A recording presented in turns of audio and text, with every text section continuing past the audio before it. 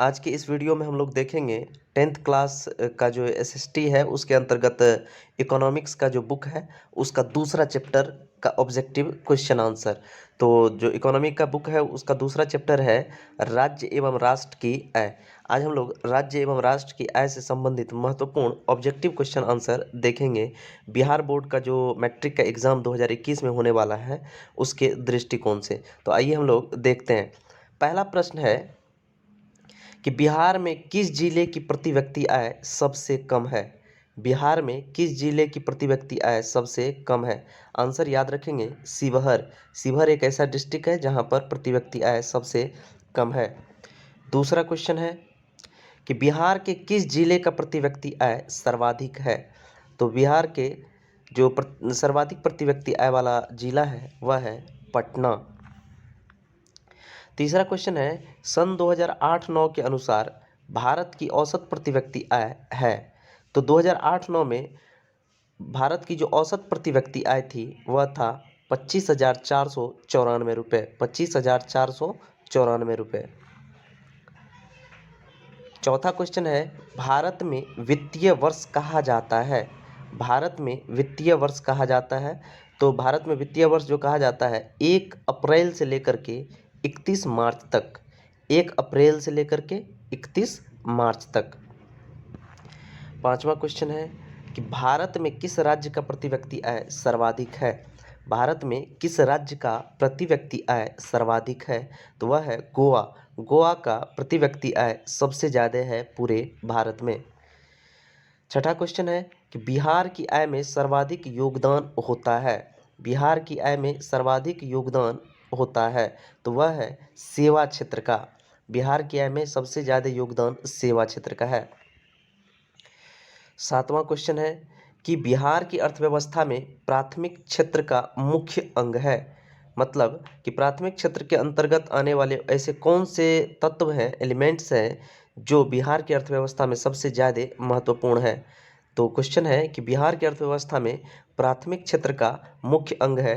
Answer होगा कृषि, B.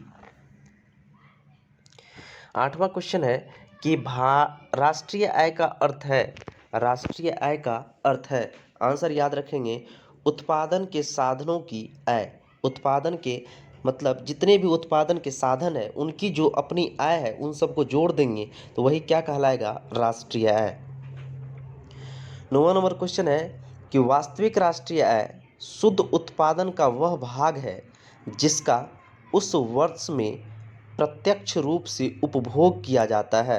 राष्ट्रीय आय की यह परिभाषा किसने दी।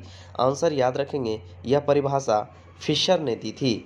फिशर बहुत बड़े इकोनॉमिस्ट हुए, अर्थशास्त्री थे। उन्होंने ही कहा था कि वास्तविक राष्ट्रीय आय जो है वार्षिक शुद्ध उत्पादन का वह भाग है, मतलब एक वर्ष के दौरान जो उत्पादन होता है उसका अंतिम, एक तरह से कहें हम अंतिम उत्पादन जो होता है उसका वह भाग है जो उस वर्ष में प्रत्यक्ष रूप से उपभोग किया जाता है, मतलब यूज़ किया जाता है।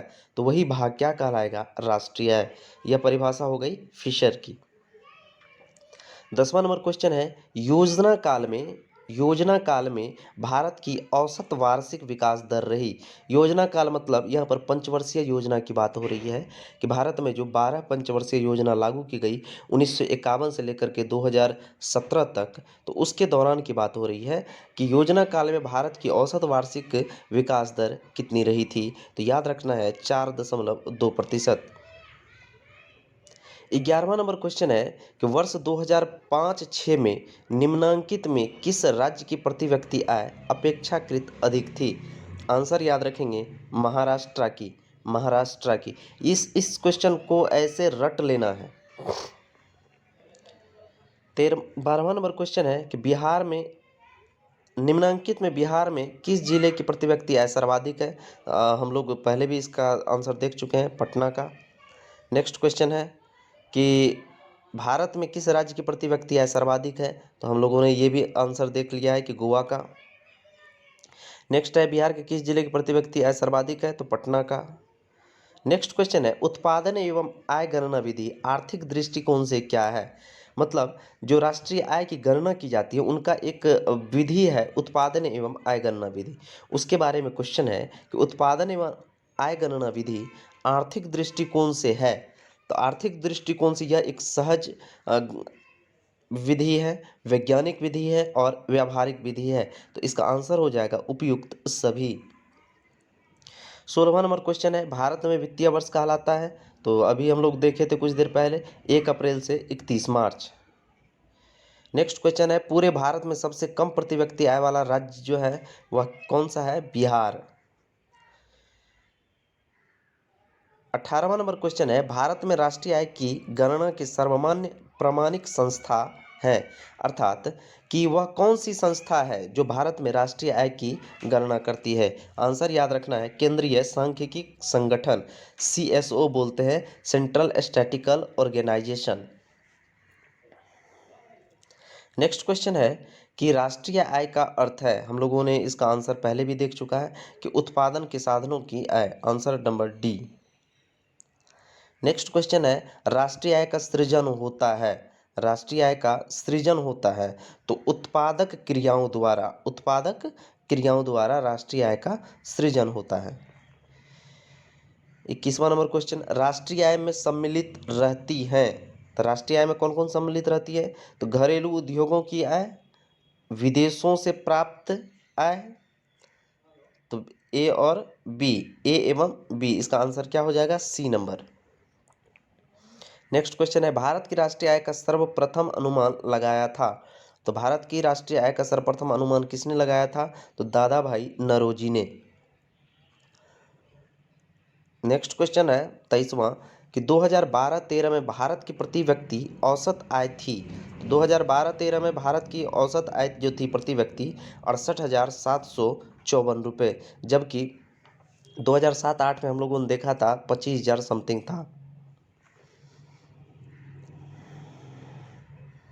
नेक्स्ट क्वेश्चन है, वास्तविक राष्ट्रीय आय वार्षिक शुद्ध उत्पादन का वह भाग है जिसका उस वर्ष में प्रत्यक्ष रूप से उपभोग किया जाता है। राष्ट्रीय आय की यह परिभाषा किसने दी? तो हम लोगों ने इसका भी आंसर देखा है, फिशर ने। इसका आंसर हो जाएगा फिशर। नेक्स्ट क्वेश्चन है, दादा भाई नौरोजी के अनुसार 1868 ईस्वी में भारत की प्रति व्यक्ति वार्षिक आय थी, आंसर याद रखना है 20 रुपये उन्होंने बताया था। नेक्स्ट क्वेश्चन है, किसी राज्य के नागरिकों का जीवन स्तर निर्भर करता है, तो राज्य के नागरिकों का जीवन स्तर निर्भर करता है शुद्ध राज्य घरेलू उत्पाद पर, बी नंबर होगा इसका आंसर, शुद्ध राज्य घरेलू उत्पाद पर। 27वां क्वेश्चन है, राज्य घरेलू उत्पाद का आकलन किया जाता है, राज्य घरेलू उत्पाद का आकलन किया जाता है, आंसर होगा वर्तमान मूल्यों पर और स्थिर मूल्यों पर, तो ऑप्शन इसका जो हो जाएगा ए एवं बी, यानी सी नंबर ऑप्शन। 28वां नंबर क्वेश्चन है, बिहार की आय में सर्वाधिक योगदान होता है, तो हम लोग इसका भी आंसर जानते हैं कि सेवा क्षेत्र का। 29वां नंबर क्वेश्चन, बिहार के किस जिले की प्रति व्यक्ति आय सबसे कम है? तो शिवहर की।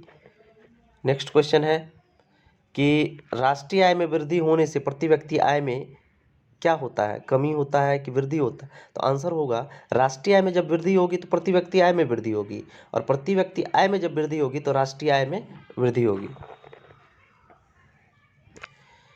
नेक्स्ट क्वेश्चन है, राष्ट्रीय एवं प्रति व्यक्ति आय में वृद्धि होने से डैश की क्रिया पूरी होती है, तो राष्ट्रीय आय एवं प्रति व्यक्ति आय में वृद्धि होने से क्या होता है कि विकास की क्रिया पूरी होती है।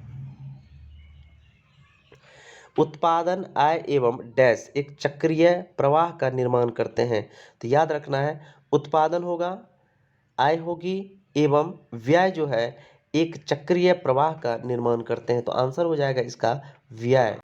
तो इस प्रकार से कुल 32 क्वेश्चन हम लोगों ने देखा, जिसमें से 6-7 क्वेश्चन रिपीटेड क्वेश्चन था, बाकी सभी क्वेश्चन आप लोग याद रखेंगे और इस वीडियो को 2 से 3 बार पूरा का पूरा देखेंगे ताकि आपको यह क्वेश्चन पूरा का पूरा याद हो जाए। इसके बाद भी हम लोग इस चैप्टर का 2 वीडियो और देखेंगे अभी हम लोग एक एक वीडियो सभी लेक्चर में देख रहे हैं सभी चैप्टर का। इसके बाद हमारा नेक्स्ट सीरीज जो होगा वो पार्ट 2 करके आएगा और उसके बाद पार्ट 3 करके आएंगे और प्रत्येक चैप्टर में हम लोग 70 से 80 ऑब्जेक्टिव क्वेश्चन देखेंगे। तो उम्मीद भरोसा कि आपको यह वीडियो अच्छा लगा होगा। अगर अभी तक आपने हमारे चैनल को सब्सक्राइब नहीं किया है तो प्लीज़ सब्सक्राइब कर लें और वीडियो को शेयर भी कर दें। मिलते हैं नेक्स्ट वीडियो में, तब तक के लिए थैंक यू।